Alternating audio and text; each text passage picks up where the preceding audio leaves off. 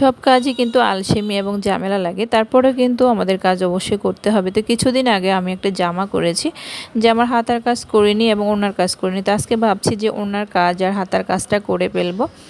এখানে আমি কাজ করতেছিলাম আর মিঠুটা বারবার টেবিলের উপর উঠতেছে, তো ওর জন্য আমি কাজ করতে পারি না, বারবার ওকে নিচে নামিয়ে দিলে আবার টেবিলের উপরে উঠে যায়।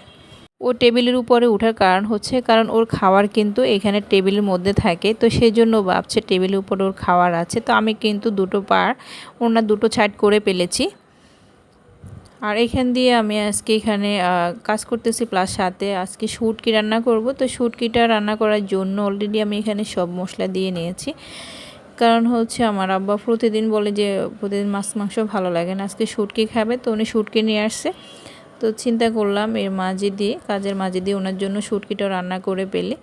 তো এখানে আমি দুটো শুটকি রান্না করতেছি, একটা হচ্ছে মলা শুটকি আর একটা হচ্ছে চিংড়ি শুটকি, দুটো একসাথে করে মিলিয়ে রান্না করতেছিলাম। শুটকির মধ্যে একটু ঝাল দিলে কিন্তু ভালো লাগে, কারণ শুটকিটা একটু ঝাল ঝাল খেতে ভালো লাগে। তো আমি এখানে কোনো কাঁচামরিচ দিইনি, শুধু গুঁড়ো মরিচটা দিয়েছি।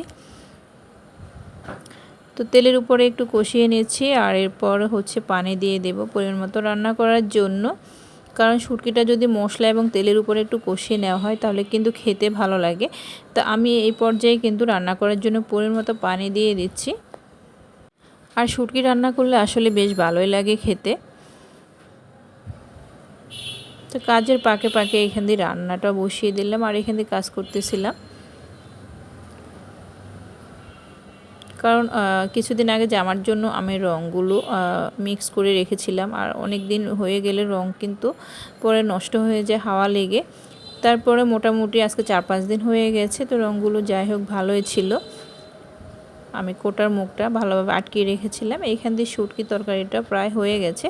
আর এই যে এখানে আমি ভাত নিলাম, তো এখানে আমি 3 রকমের তরকারি নিলাম। তো আমার কাছে সবচাইতে শুটকির তরকারিটাই বেশি ভালো লাগে, কারণ হচ্ছে শুটকি তরকারিটাই আমি বেশি পছন্দ করছি, সেজন্য শুটকিটা দিয়ে প্রথমে ভাত খাওয়া শুরু করলাম। আর কাজ করতে করতে কিন্তু আমার হাতের মধ্যে একদম রং লেগে গেছে এবং নখের ভিতরেও অনেক রং ঢুকে গেছে। আসলে যখন কোনো রঙের কাজ করতে যাই তখন কিন্তু অবস্থা পুরো খারাপ হয়ে যায়। তো এইখান দিয়ে ওনার ভিতরেও কিন্তু আমি প্রায় কাজ অর্ধেক আমার হয়ে গেছে।